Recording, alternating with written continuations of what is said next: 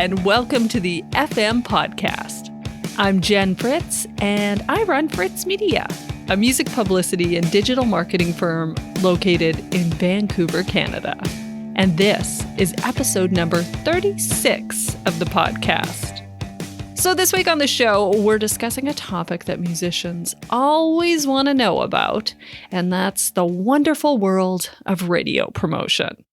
And joining me on the show is radio promoter Oscar Furtado. Now, Oscar has been working in the music industry since the early 2000s, and he founded his company Tandemtracks Promotions back in 2007.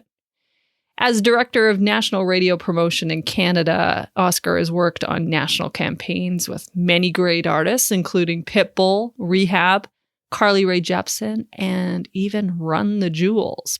We had a really great talk, and if you've ever wondered how commercial radio promo works in Canada, this is definitely the episode for you. So sit back and enjoy it. Here's my conversation with Oscar Furtado.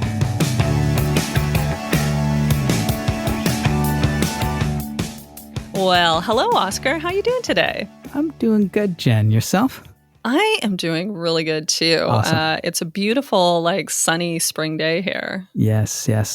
Over here as well. Not too far from you. And it is gorgeous, which is nice to see. Yeah, you're in Victoria, right? Yeah, you got it. So we get the milder of what Vancouver gets, or that seems to be the case.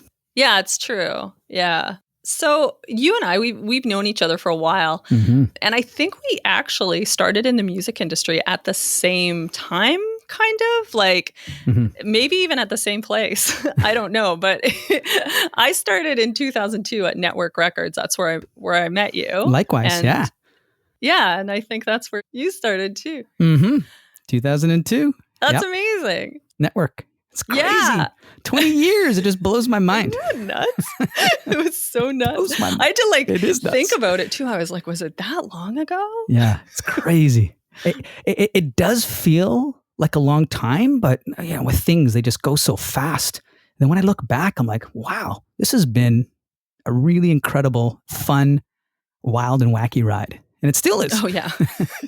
Totally.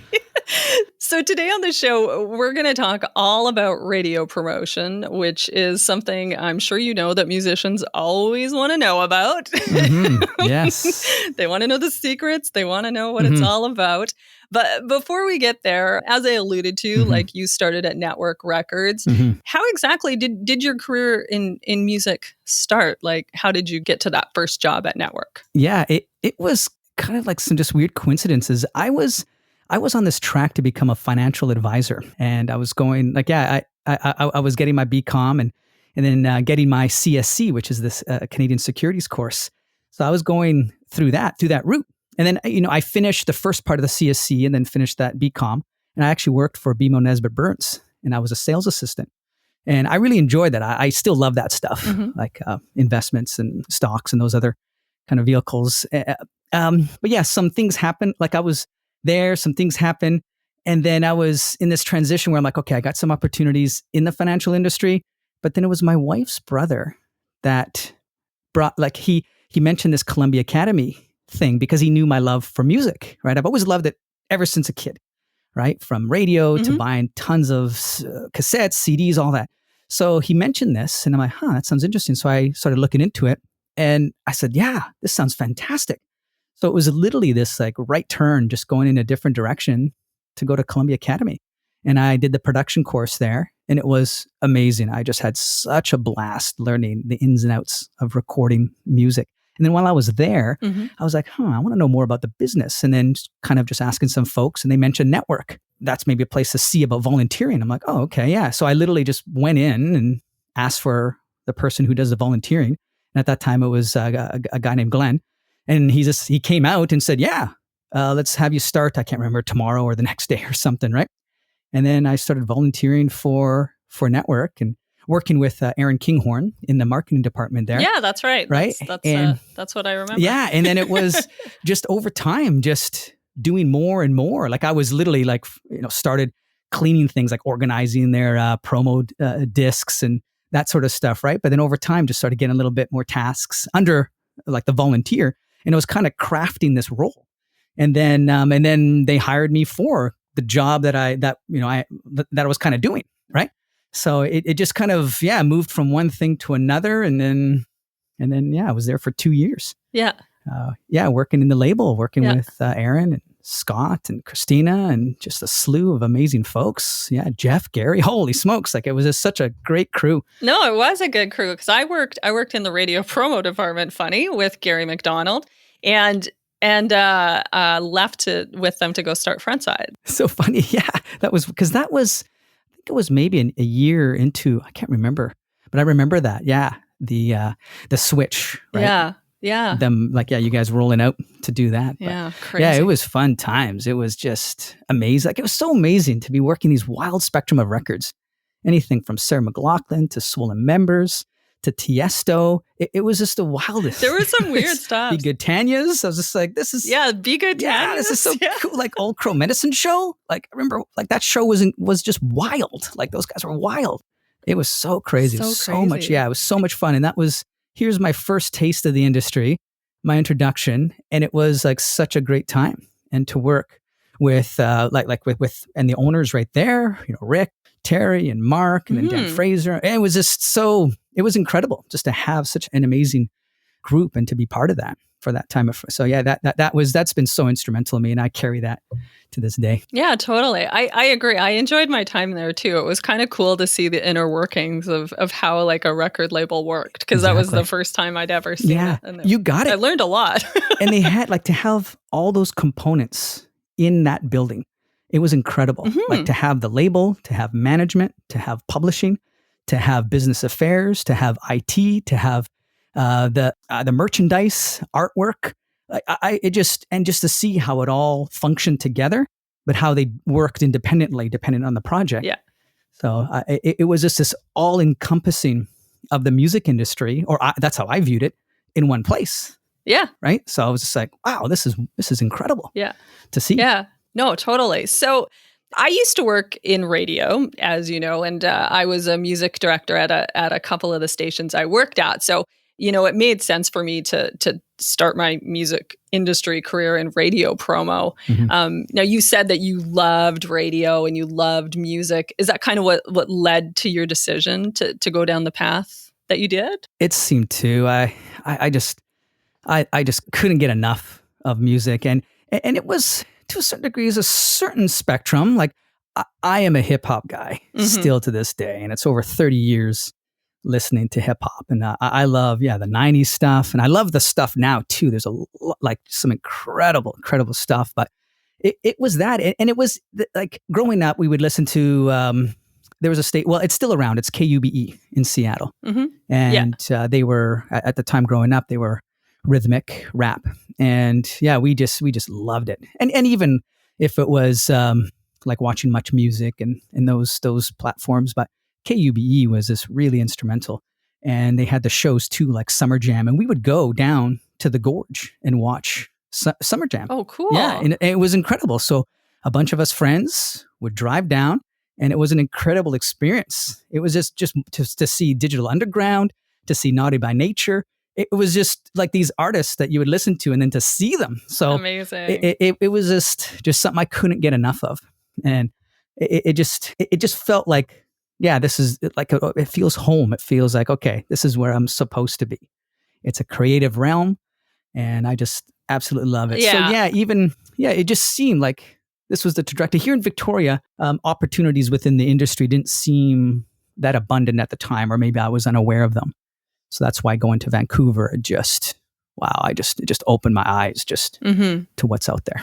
So you started at Network, and then where did you go? You went to Hip Joint? Is that right? Exactly. Yeah. Hip Joint. So that was another fun spot. So it was an interesting, because they were like the small boutique production radio promo. And so the two owners would write songs together with others, and they actually had a little studio in the office as well. So they would record these songs, and they were primarily in the pop world, but there was rock and other stuff as well. And then some of those songs we would take to radio. Oh, yeah. So it was neat to see that like more focused realm of things. And it was something that I was accustomed to with my Columbia Academy.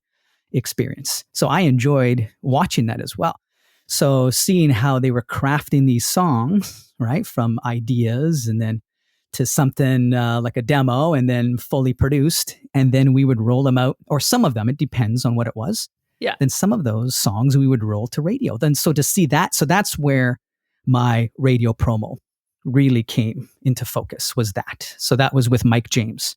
So Troy Sampson was his partner at the time. So they were the two. Troy took care of the production side and Mike took care of the promo side, but they came together writing songs. But I was working basically under Mike, and he taught me the ins and outs of radio promo. And that was a blast too. Like that, we just had just so much fun rolling these records out and, pushing for ads and all this and that. Yeah, it was, so I just went from one really incredible experience into another one. So it was pretty awesome. So I was there for a few years until I went on my own. Yeah. And then you decided to start your own company, which is called Tandemtracks. And you did that in 2007? Yeah, you got it. Is that right? And now it's 2022. Yes, exactly. That's nuts. It's crazy. I was like, what? That's just wild. Yeah, ever since I moved back to Victoria. Oh, yeah, that makes sense. You're like, you got all of the, knowledge that you needed, like music industry knowledge in the city, kind of, right? And then you just took that and you're like, I'm going to go back to the island now. Yeah, went back to the island. We basically had our first child, and she was like just a week or two old. And then we moved back to the island because I'm born and raised in Victoria, and my wife is as well, born and raised in Victoria. But yeah, we went to Vancouver together. Yeah, and then she built her career in the health industry, and then I built my career in the music industry, and then we both rolled back. Nice, I like that. That's cool. You had a plan. Kind of, yes. It can look that way, but I'm sure at the time it could look that way, exactly. Some plans, some kind of like rolling with it. Yeah, so totally, it works. So starting in 2007, it's now 2022. I imagine that, the world of radio promotion has probably changed quite a bit in that time. Indeed, yes. That's probably an understatement. What would you say are some of the biggest changes just from when you started to now? Yeah, the biggest would be the centralization of programming. And there have been ebbs and flows of that, but the pandemic really supercharged a lot of that. Right. And so that would be a big component, where you have a cluster of stations that would make decisions on their own, right? If it's like under a brand or something. So these stations would make their own decisions, but then over time they would bring that brand together, and then it would be one decision for the entire brand. And we see that all over the world. Like, it's nothing new. Right. In the States, we see it a lot. No, that isn't new. That I would say that's probably a big change since I started doing this. Yeah. And so for you, for what you do, that really affects breaking independent artists starting out. It's probably a lot more difficult these days to do that. Yeah, there is its challenge. Like, if it's more difficult, sure, you could say that it changes the approach. So with that's a more diplomatic way of saying it. I like that. That's how I have to view it that way, because I'm like, they do what they do, these radio stations. They do it for whatever reasons it is, right? So I go, okay, these are the changes, so we roll with it, right? And then this is how we have to approach it now, which is great. So yeah, with that, I've always just had this, okay, because I've always looked at the industry ever since the beginning. Ever since I've been in this industry, there's been so much change, and even before I started too, lots of change. But wow, it was like when I was first starting, or even it was like this change from CDs to the digital world, right? That happened at that time. Yeah.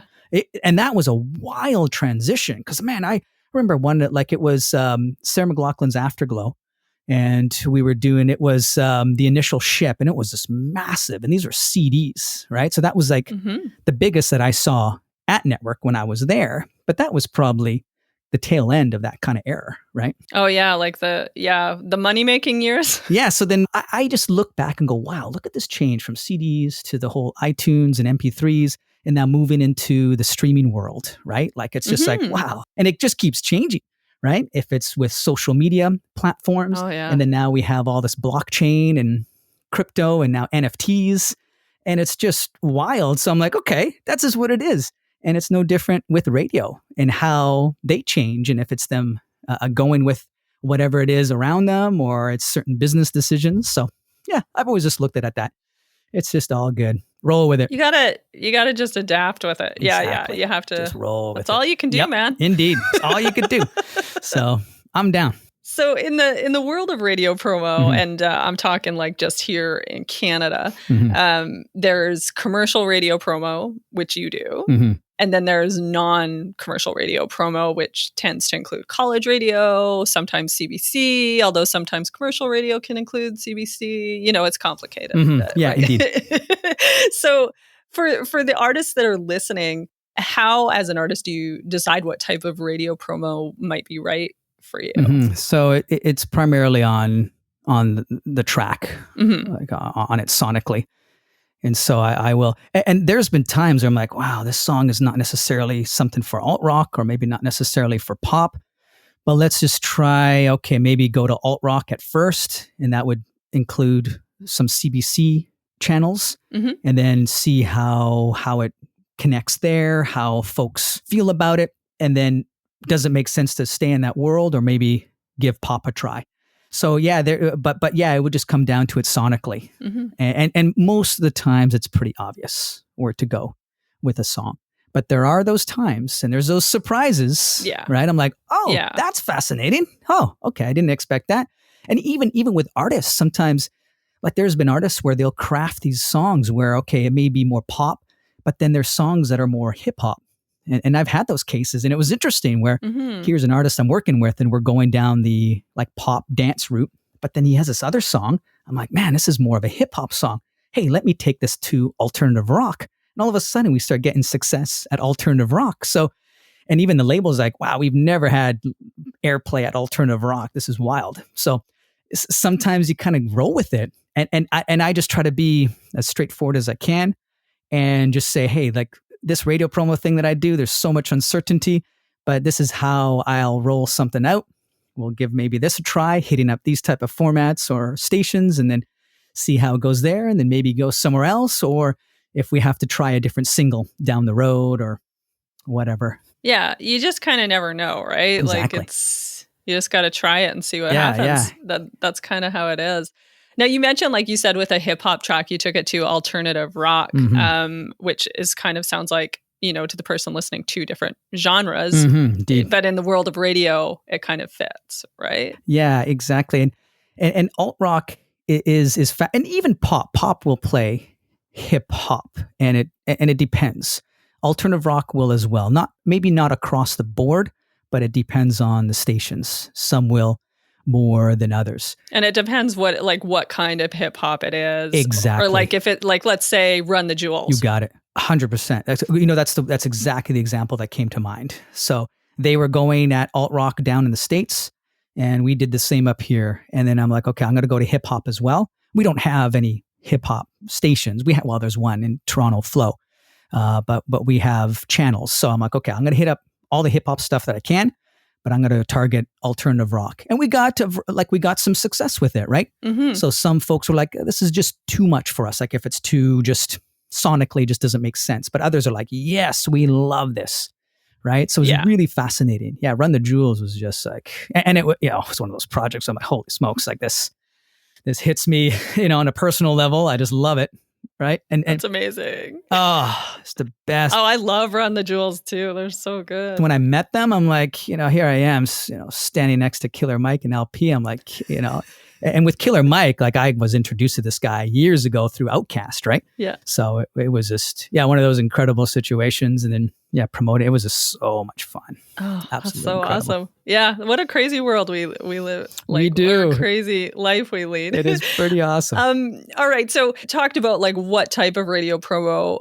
Also, like another thing is kind of timing. Like when is the right time to hire somebody who works in radio promo? Right. Yeah. I always say there's it's almost like it's never really the best time or not. It just needs to make sense with the plan, with the team. Yeah. And it's just so wild where I'll be hired on when a song is released to the world, right? So we'll start promo when it's released. But there's times where a song has been released for months or even years, and then you roll it out to radio. And even example is like I'm working with Red Bull Records in UK, and it's an artist named Blast, a track called Chosen, and it was released in December 2020. What? Right? And wild, eh? And it's an incredible track. Like it's on the hip hop realm, and I love it. But yeah, we're pushing it. And we started pushing it in Canada just the other month. Yeah, in the States, it's been cooking nicely. Amazing. Right? So they've been at it for a while. Because in the States, they went from different formats. Yeah. So it took a while for them to bounce from like hip hop to rhythmic to mainstream. Right? And then when they got it cooking at mainstream, and then we took it here in Canada. Yeah. But so it's just, you just kind of roll with it. You just never know, right? No, it's true. There's kind of like, there's no rules. Yeah. Right? Like. Yeah, 100%. And I had some conversations just like this week, and talking about timelines. And I'm like, I love all those timelines, totally down. And for me, there's no rush. I've just always said, I'm like, with what I do in radio promo, there's no rush. We do it when it makes sense, when people feel comfortable with it. And things could be totally dragged out too. Like things just may take a while. Yes. For programmers to get to a song, to bring it into meetings, or maybe a certain development may bring interest back into a track right? Because there's also so much stuff out there at any given time. Yeah. It's tough. I mean, I have that with my job. I do publicity, right? So it's the same with me. It's hard to cut through the noise sometimes. It's a lot. Right? 100%.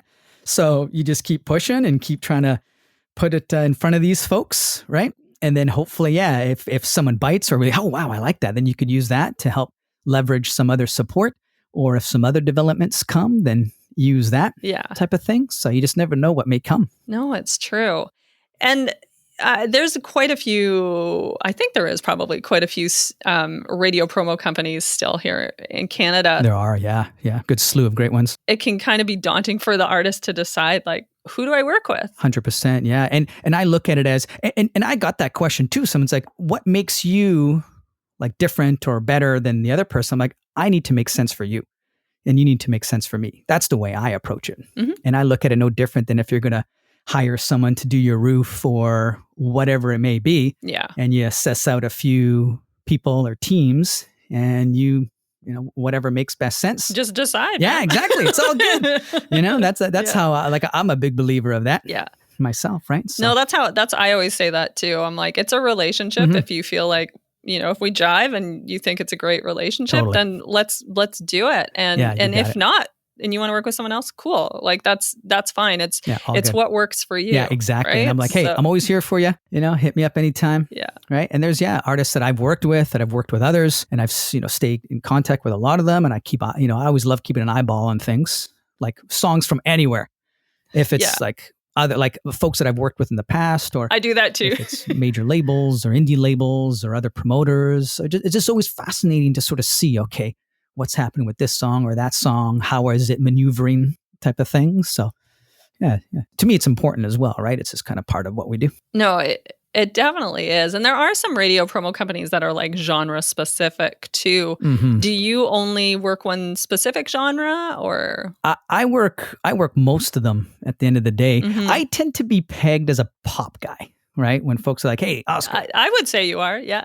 Yeah, and that's the thing. I'm like, hey, I love pop by all means, but I'm like, man, I love my hip hop. I love alternative rock. I love doing country.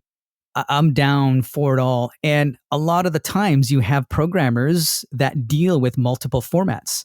So I'm hitting up someone regarding a pop track and then hitting them up regarding a country track, for instance, right? So I have the same connection with these folks. Yeah. So I and folks say that, I'm like, you know what? I get it. It's all good. And fair enough. You look at my repertoire, you're like, okay, there's Pitbull and Rehab and Lauren Spencer Smith and Jesse, Elijah Woods. I'm like, all right. But yeah, like I just signed on to do a country project, which I'm really excited about. That's awesome. Yeah, just a great song, great artist.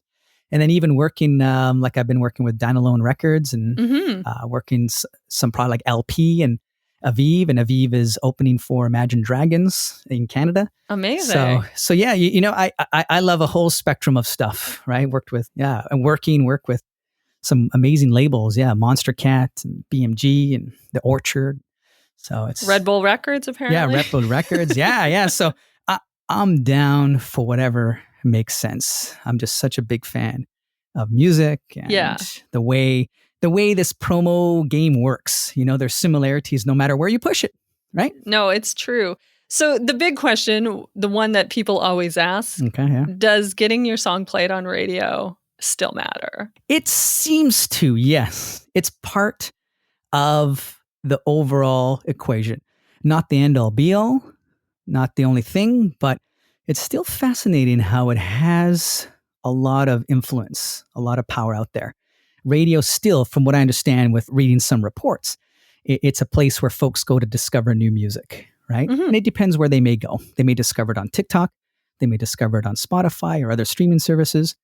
Radio is also a place for that. And it still has a very captive audience. So it seems to be, and even within the industry too, it's fascinating how folks look at radio, right? They see, sure, okay, TikTok is great, Shazam, the streaming.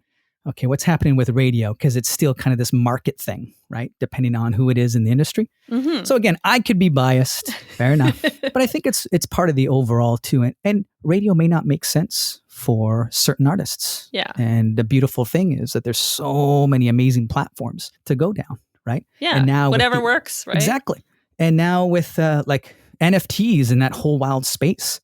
So there's piles of companies that are generating NFTs based around music. So you buy an NFT to have ownership in a song. It's incredible. Mm-hmm. Yeah. So it's just it's just so fascinating with what's going on out there. Yeah. It's incredible. I know. It changes all the time. It's a crazy business we work in, man. Crazy. It's so cool. So yeah, I just look at radio and go, does it make sense for the project? Yeah. So with radio, you have these type of stations. This is the type of music that they play.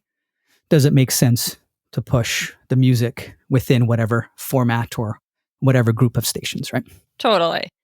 All right. So just kind of wrapping things up a little bit here. You've worked with a lot of artists over the years. You've named a few of them, but I'm wondering, do you have any favorite artists, clients, or maybe even favorite campaigns that you've worked on? Oh, you're asking me about a favorite child here. I know. It's a tough question. How about is there a campaign that surprised you? There's, it's hard to say if it's surprised. Okay. So actually recently, I worked with Lawrence Spencer Smith, a track called Fingers Crossed. Mm-hmm. And so that was in the beginning, that was just months ago, in the beginning of the year. So she's an artist from the island. And at the time, she was completely independent. So that's I was hired on when she was independent. Now she's signed to a major label, Island and Republic.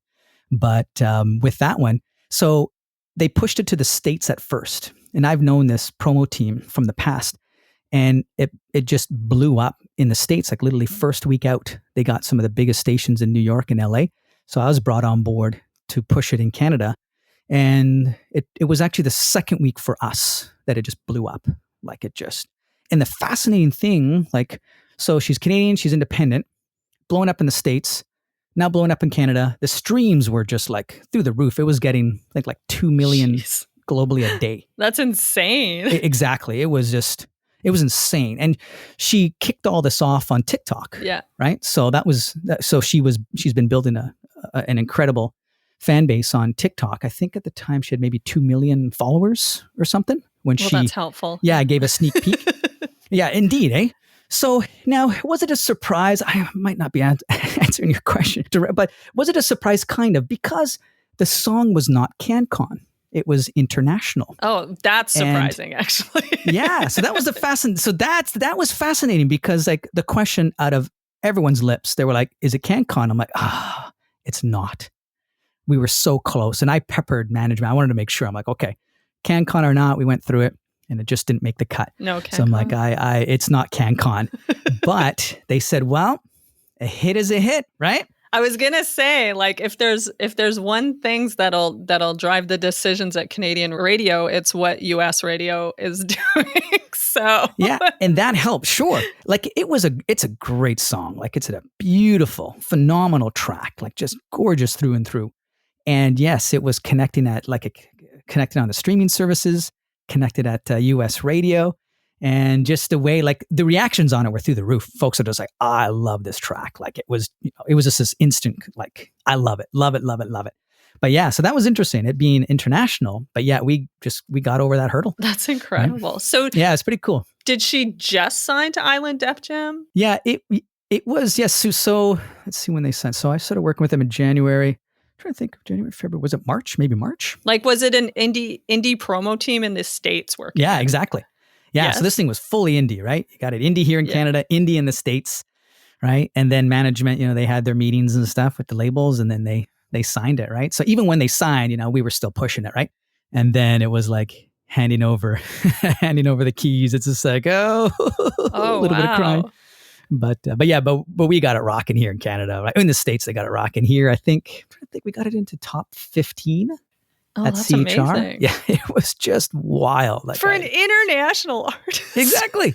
It was incredible. It was an incredible ride. And it reacted. The thing is, everything just flared up. Yeah. This song was played, boom, on Shazam. Like it was just instant. It was crazy. So I would just show that. I'm like, guys, like, look at the spins. Like your spins here, boom, it's already on Shazam, right? In that market. Yeah. Yeah, it was just one of those things that it just flared up everywhere. I can't believe that non-CanCon. That is so it was a non-CanCon. We'll see. So she has a new song coming called Flowers. So I don't know if that one's going to be CanCon or not. We'll see. But yeah, it's interesting. Yeah, and for our listeners who are confused right now, Canadian radio stations have to play a certain amount of Canadian content, which is CanCon. Exactly. And so it's, if you're a Canadian artist and you don't have the Canadian content designation, which is, what's the rule? It's MAPL. Yeah, you got what it. Is it? Yeah. Music, artist. It's all coming back. Yeah, to me. You got it. Yeah, music, artist, performance, and lyrics. So Maple. Yes. And yeah, like usually, if you're Canadian, you'll get the artist, and then if you wrote it, you may get the music or the lyrics. Or if you have 50% or more, then you could have a half of the music and lyrics, and that's a part. And then typically songs are all recorded in Canada. That's how you get the P, right? It needs to be entirely recorded in Canada. So with Lawrence Spencer Smith, it wasn't. Some of it was recorded in Canada, some of it in the States. So anyways, yeah. Anyway. All right. Well, I just thought I should explain. Yeah. No, it's very important. It's very fascinating. I've been in certain situations where we had to be very precise. Like I was working a rehab song that had Jocelyn Alice on it. And we just kind of made it into the CanCon world. Yeah. Because of the lyrics were written by two Canadians, by her and Katie Morgan. Yeah. And you're like, is it CanCon? Is it CanCon? Yeah. So I'm just like looking through, I'm like, yes. I remember working with Gary and doing that all the time too. Can we make it CanCon? Is it CanCon? Yeah, all the time. Is it CanCon? Yeah, you got it, right? And yeah, you know what? And sometimes it can. You could revise a track, right? Yeah. There's been cases where folks are like, okay, you know what? If we record these parts in Canada, then it'll be CanCon or something, right? Yeah. So you could re-record parts. And there's ways to make it CanCon. And actually the whole CanCon thing is under review right now, right? So yeah. We'll see how that all shakes out. Dun, dun. All right. Yeah, it's going to be interesting. Well, at least for me. I'm excited by it. I like it. All right. Well, this probably is a good time to head over to our fresh content segment. Right. Every week on the show, we discuss our favorite piece of music content for the week. And we always like to start with the guest. So, Oscar, what do you got? Oh, okay. So, her name is Elley Duhé. It's called Middle of the Night. Okay. And it's just this gorgeous track with beautiful guitar. Yeah, I have that one. Like, when I fall in love with a track, I literally have it on loop. And I drive people crazy, but I'm like, I got to play it again, So, yeah. No, I feel you. And I hope this is okay with a little bonus one. Oh, no. Tell me what you got. There's this other guy, like his name is Junior Choi. He's from the UK. Mm-hmm. Track is called To the Moon. Yeah, it's this pop, hip hop tune. And that one came, like I was just listening to Spotify and it was the algorithms. Oh, and I'm like, what's this track? Holy smoke. Yeah. Like, what? I couldn't believe it. It's just, one of those incredible tracks to me. And I'm just like, and then just seeing it, how it's connecting, like, oh, that's awesome. I think it was like 3 million streams when I first heard it. And I think it's now 100 million or something like that, So yeah, it's funny. I'm one of the first 3 million. That's like sometimes like, when a song gets to me, I'll go and I'll find it on YouTube and it's got like 36 million and I'm like, oh, cool. I'm out of the loop. Out of the loop, exactly.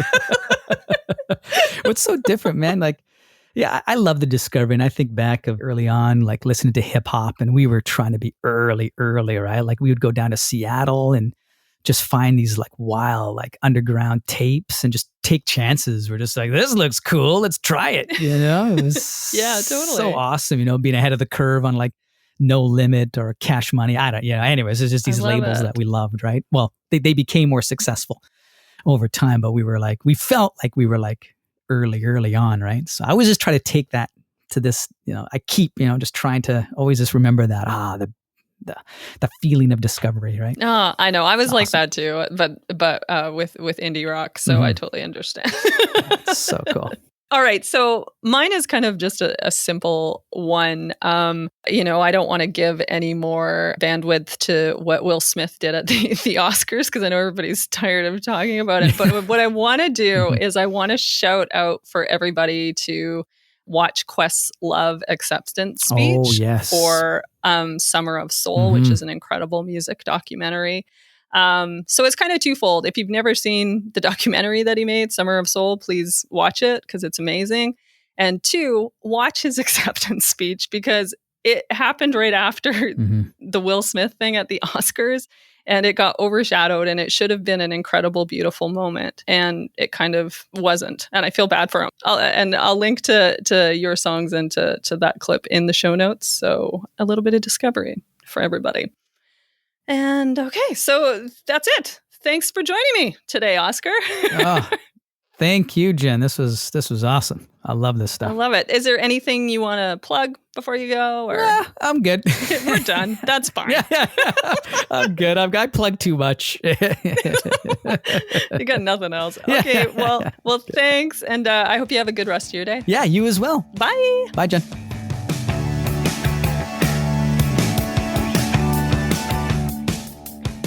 Well, that was such a fun interview. And I want to say thanks again to Oscar for coming on the show.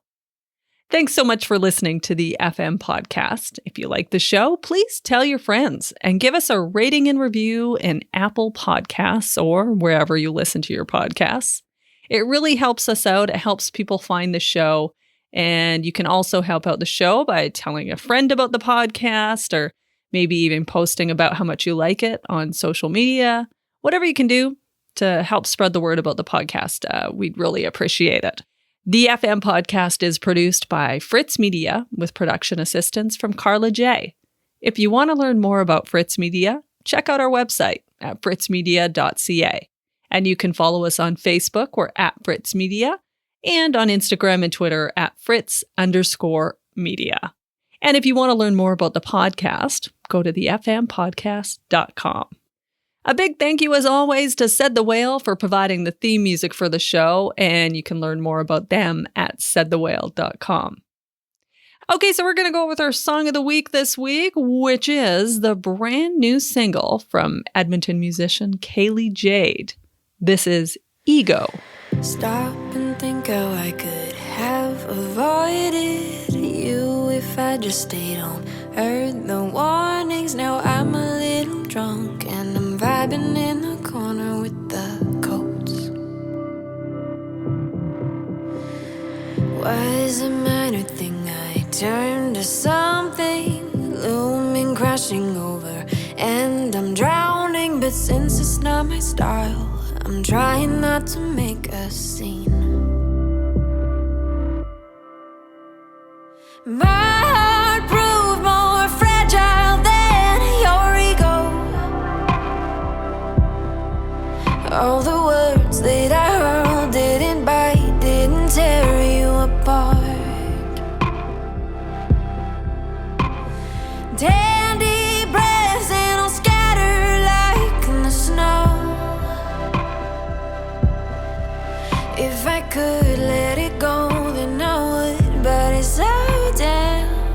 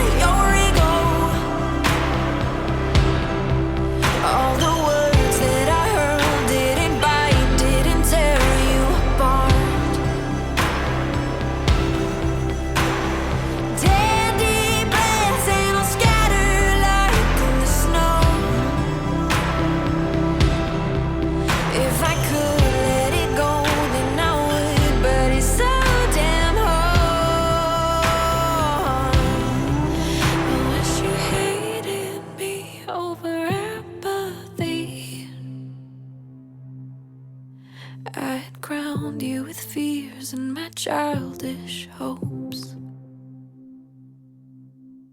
I wish you hated me over empathy. I don't care how you feel, but it kills me that you don't. My heart proved more fragile than your ego. All the words that I heard didn't bite, didn't tear you apart. Dandy breaths and I'll scatter like the snow. If I could let it go, then I would, but it's so damn hard. Dandy breaths and I'll scatter like the snow.